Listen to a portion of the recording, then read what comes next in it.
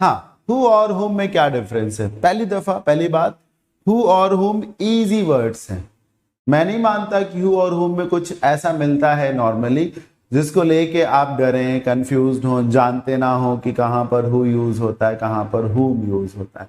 काफी हद तक हु और हुम जो है वो इजी कॉम्बिनेशंस में आते हैं। हाँ, कुछ जगह पे हु और हुम में जरूर बहुत कुछ स्टैंडर्ड है, वो भी आपको बताया जाएगा, पर ऑन अ वाइड लेवल, है ना, बड़े स्तर पे अगर देखा जाए तो हु और हुम जो है इजी प्रोनाउंस हैं, इजी वर्ड्स हैं, आप आसानी से उन्हें यूज करना जानते हैं, ऑलरेडी जानते हैं। जैसे ये 4 सेंटेंसेस हैं, पढ़ के देखिए। मेरा ऐसा मानना है कि आप हु और हुम के यूजेस में फंसते नहीं हैं, भ्रमित नहीं होते हैं। मेरा ऐसा भी मानना है कि आप इन चारों सेंटेंसेस में खुद से भी तय कर सकते हैं कहां पर क्या आएगा, और सक्सेसफुली तय कर सकते हैं कहां पे क्या आएगा।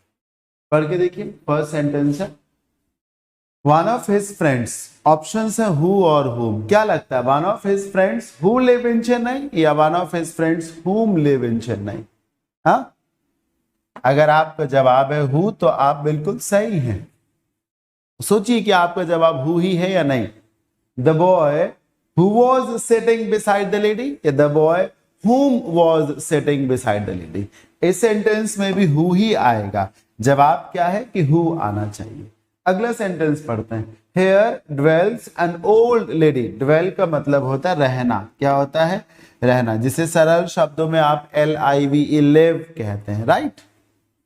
Here dwells an old lady. यहां पर एक बूढ़ी महिला रहती है।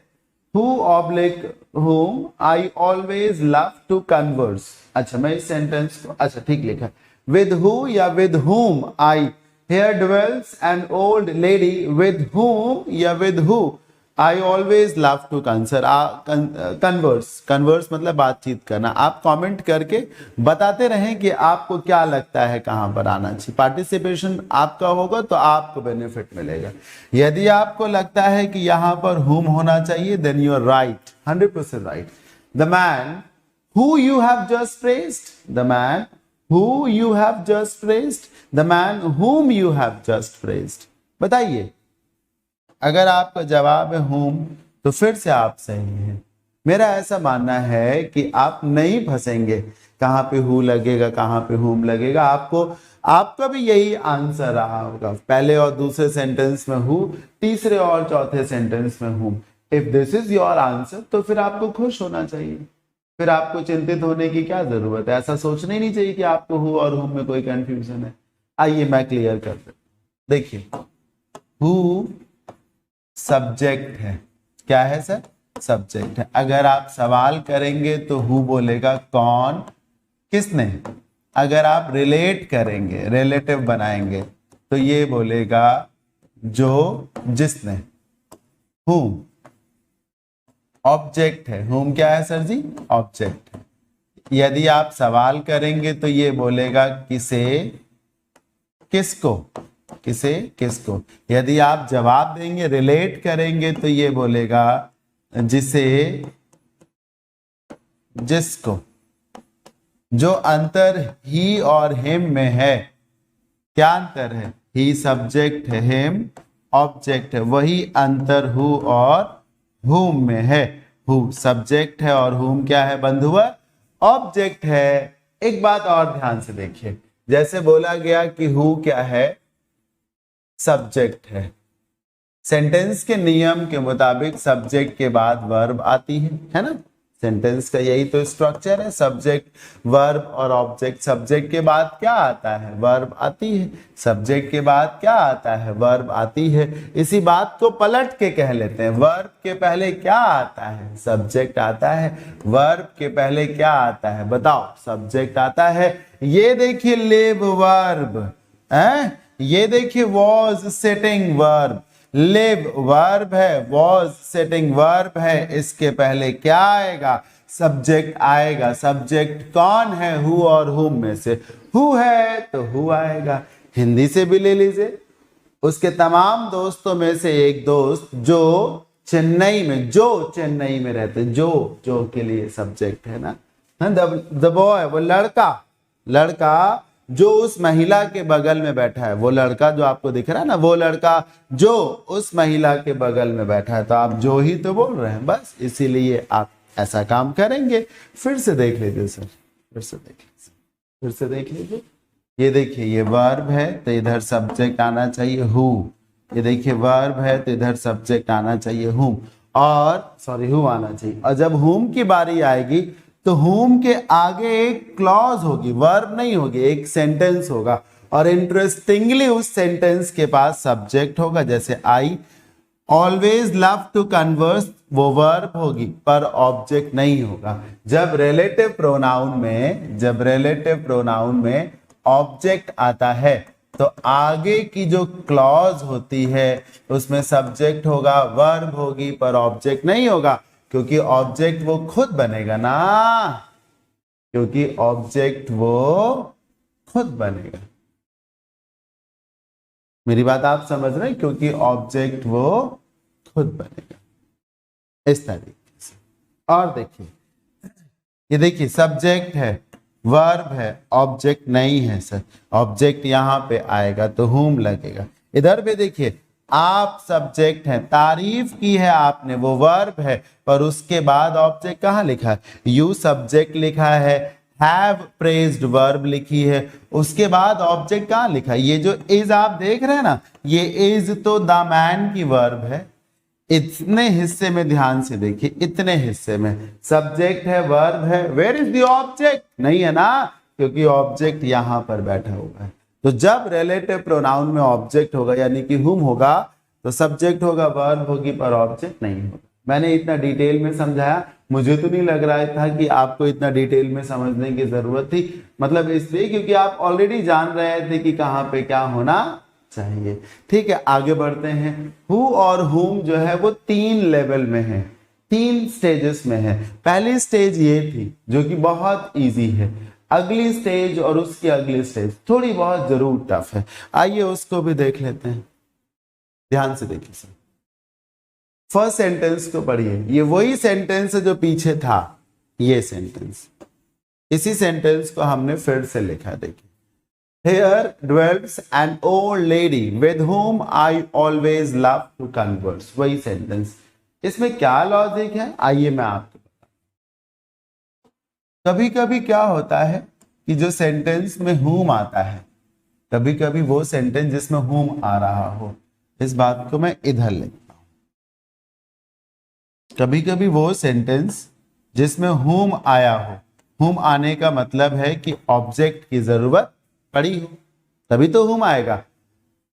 उस सेंटेंस में कई बार प्रेपोजिशन की भी जरूरत पड़ती है, तो प्रेपोजिशन हुम के पहले आप अगर लगाते हैं तो ठीक है। ये देखिए, ये देखिए लिखा है ना विद हुम, हुम के पहले विद प्रेपोजिशन आया। फिर से देख लीजिए, कभी कभी सेंटेंस जिसमें हुम यूज हुआ होता है ऑब्जेक्ट की हैसियत से, उसमें प्रेपोजिशन भी आता है।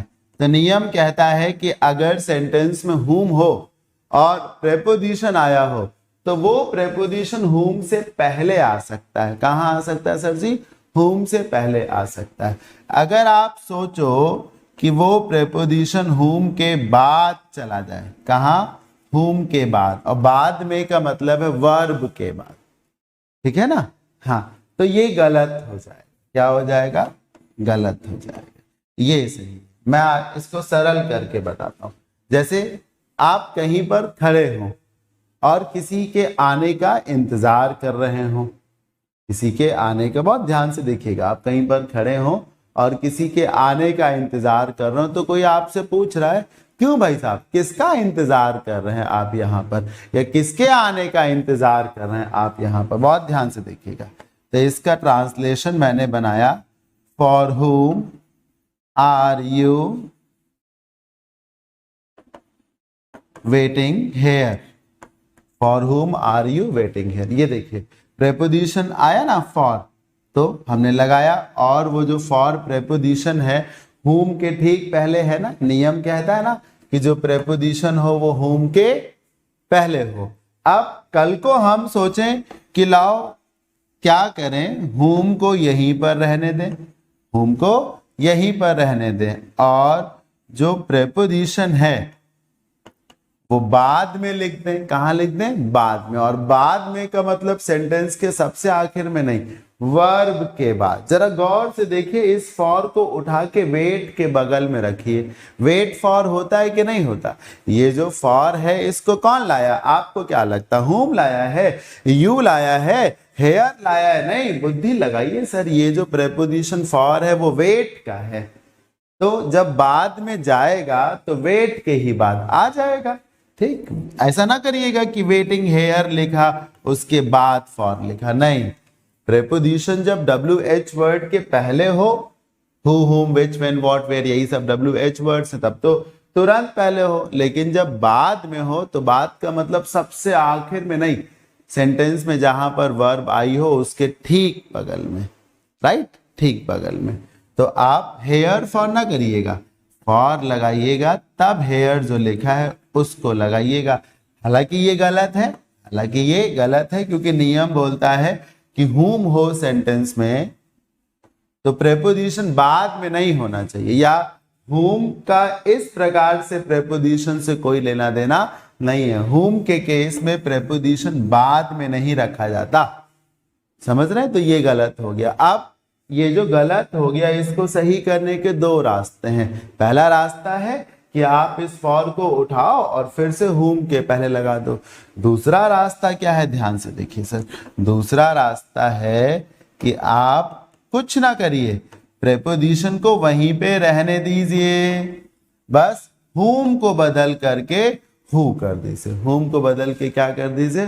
who कर दीजिए। ठीक है, तो जब प्रेपोजिशन बाद में आया हो, प्रेपोजिशन बाद में आया हो, तो आप ऐसे भी कर सकते हैं कि whom को बदल करके क्या कर दें? who कर दें। हाँ, अब यहां पर इस बात का बहुत खास ध्यान रखें कि ये वाला who ऑब्जेक्ट होगा। वैसे तो who सब्जेक्ट है, वैसे तो who सब्जेक्ट है, लेकिन जब प्रेपोजिशन से बांधने की बात आती है तब वो whom को रिप्लेस करता है और ऑब्जेक्ट की भूमिका में होता है। whom को रिप्लेस करता है और ऑब्जेक्ट की भूमिका में रहता है। ध्यान से इन बातों को समझिएगा, ध्यान से देखिए। इस सेंटेंस का मीनिंग तो सेम ही है। यहां पर आप किसका इंतजार कर रहे हैं? यहां पर आप किसका इंतजार कर रहे हैं? बुद्धि हो तो लगाइए। आप इंतजार कर रहे हैं तो आप सब्जेक्ट हुए, जिसका इंतजार कर रहे हैं वो ऑब्जेक्ट ही तो हुआ। आप इंतजार कर रहे हैं, आप सब्जेक्ट हैं, जिसका इंतजार कर रहे हैं वो ऑब्जेक्ट ही तो हुआ। तो हु ऑब्जेक्ट है। मैं दोहरा देता हूं इस बात को कि जब प्रेपोजिशन की बात आ रही हो तो हु पहली बात प्रेपोजिशन को अपने से बाद रखता है, दूसरी बात हु whom को रिप्लेस करते हुए आता है। हु वहां पर ऑब्जेक्ट की भूमिका में बैठता है। ठीक, किसकी भूमिका में बैठता है? ऑब्जेक्ट की। अब आपका मन, इसी बात को यहां अप्लाई कर देते हैं, आपका मन कर गया कि हम इस वेद को यहां लिखेंगे कन्वर्स के बाद। तो जब आप इस वेद को कन्वर्स ऐसे लिख रहे हैं, कन्वर्स के बाद, कन्वर्स मतलब बातचीत का ना, कन्वर्सेशन से आया, तो आपने कन्वर्स के बाद विद लिखा, तो ये whom नहीं झेल पाएगा इसको, तभी गलत है। जब प्रेपोजिशन बाद में है तो whom नहीं होना चाहिए, क्या होना चाहिए? who होना चाहिए। मीनिंग वही है, मीनिंग वही है। एक और एग्जांपल देख लीजिए, यहां पर whom के पहले क्या लिखा है? एट लिखा हुआ है। एट कहां से आया? ये देखिए गेज। गेज मतलब होता है टकटकी लगा कर देखना, जैसे लाफ एट होता है, स्टेयर एट होता है, मॉक एट होता है, स्कॉफ एट होता है, वैसे ही गेज एट भी होता है। ठीक, तो ये एट जो प्रेपोजिशन है वो, जो कि whom के पहले है, गेज वर्ब लेके आई है। प्रेपोजिशन whom के पहले है, ये बात तो ठीक है, लेकिन कल को आप सोचो कि लॉ प्रेपोजिशन हम गेज के बाद लगा दें, मतलब whom से दूर, तो जब प्रेपोजिशन whom से दूर पहुंचेगा ना, जब प्रेपोजिशन whom से दूर पहुंचेगा तो ये स्ट्रक्चर गलत हो जाएगा। तब फिर आपको whom को बदल करके क्या करना पड़ेगा? who करना पड़ेगा। तो प्रेपोजिशन के केस में whom के पहले आ सकता है प्रेपोजिशन, पर बाद में नहीं आ सकता। बाद में अगर प्रेपोजिशन हो तो या तो प्रेपोजिशन को उठा करके whom के पहले ही रख दें, या फिर whom को बदल करके who कर दें। और ये वाला जो who है सब्जेक्ट नहीं होता बल्कि ऑब्जेक्ट होता है। सबको समझ में आ रहा है? ये बहुत ही स्टैंडर्ड कॉन्सेप्ट है, इसलिए मैं बहुत दम लगा के आपको बता रहा हूँ। संभवतः आप में से तमाम लोग जो इस वीडियो को देख रहे हैं और बाद में देखेंगे, हो सकता है उम्मीद ना की हो कि ऐसा भी होता है। अब ये दो बातें हो गई हु और हुम की, ये तीसरी बात है। क्या है ये? तीसरी बात है। मैं इसे बताता हूं। अक्सर तो सब्जेक्ट के तुरंत बगल में ही वर्ब आ जाती है, सब्जेक्ट के तुरंत बगल में ही वर्ब आ जाती है, और कभी कभी सब्जेक्ट और वर्ब के बीच में गैप हो जाता है। क्या हो जाता है? गैप हो जाता है। इससे 2-3 नियम बनते हैं, ये जो मैं आपको बता रहा हूं इससे कई सारी बातें निकल के आती। फिलहाल जो बात है उसको देखिए। कभी कभी क्या होता है कि सेंटेंस में हु की आवश्यकता होती है। किसकी आवश्यकता होती? हु क्या है सर? सब्जेक्ट है। हु की आवश्यकता होती, सब्जेक्ट की आवश्यकता होती, पर वर्ब उसके तुरंत बाद नहीं लिखी होती, जिसके चलते हम कह सकें कि वर्ब के पहले सब्जेक्ट आता है तो हु लगाओ, या हु सब्जेक्ट है तो उसके बाद वर्ब है। क्या होता है? वर्ब को दूर कर दिया जाता है, गैप बना दिया जाता है। ऐसे में क्या लगता है, ऐसे में कई बार हमको लगता है कि ये हु नहीं होना चाहिए, बल्कि क्या हो जाना चाहिए? हुम हो जाना चाहिए। ऐसा लगने लगता है कि ये जो हु है ये हु नहीं रहना चाहिए, क्या हो जाना चाहिए? हुम हो जाना चाहिए। ऐसा लगने लगता है हमको। ध्यान से देखिए सर, यहां पर हु आएगा। क्या आएगा? हु आएगा, लेकिन हु के ठीक बगल में वर्ब तो आई नहीं। अगर वर्ब आ गई होती तब तो हर आदमी डंके की चोट पे बोलता कि हु ही लगेगा, पर वर्ब आई नहीं। हुआ क्या कि 2-3 वर्ड्स को मिला करके एक स्ट्रक्चर सा आ गया। I strongly believe, just to confuse you, भ्रमित करने के लिए आ गया। सब्जेक्ट और वर्ब के बीच में गैप बना दिया गया। ध्यान से देखिए सर, अगर आपको लगता है कि यहां पर हुम आएगा, तो मेरा सवाल है, जब आई स्ट्रांगली बिलीव ओवर होगा तो कैन डू वर्ब को कौन मैनेज करेगा? क्या हुम मैनेज कर पाएगा? हुम कैन डू वंडर्स, हुम कैन डू वंडर्स हो सकता है नहीं ना? हु कैन डू वंडर्स, जो चमत्कार कर सकता है, जो चमत्कार कर सकता है। ठीक, तो हु और हुम के केस में कई बार ऐसा होता है, जो हु की वर्ब होती है वो थोड़ा सा दूर भाग जाती है। हु की जो वर्ब है वो थोड़ा सा दूर हो जाती है। ऐसे में आपको जब लगे कि हु नहीं हुम आएगा, तो आप थोड़ा सा ठहरें, सब्र करें, ध्यान से हुम को लगाने से पहले देखें कहीं ऐसा तो नहीं कि वर्ब हो दूर हो पर हो, दूर हो पर हो। अगर दूर भी है तब भी आप क्या लगाएंगे? हु ही लगाएंगे, और फिर यही सच्चाई है। ध्यान से देखिए, अब इस सेंटेंस में भी अगर आपको लगता है हुम होगा तो ठहरो थोड़ा सा। आई कैन से के बाद देखो क्या लिखा है। आई कैन से के बाद कॉमा लगा के क्या लिखा है? Is capable. तो क्या हुम इज केपेबल हो पाएगा? हुम इज केपेबल हो पाएगा या फिर हु इज केपेबल हो पाएगा? सोचो, हुम इज केपेबल हो पाएगा या हु इज केपेबल होगा? बताओ, आ रहा है समझ में? तो अगर वर्ब दूर भी हो तब भी सब्जेक्ट हु ही होगा, राइट?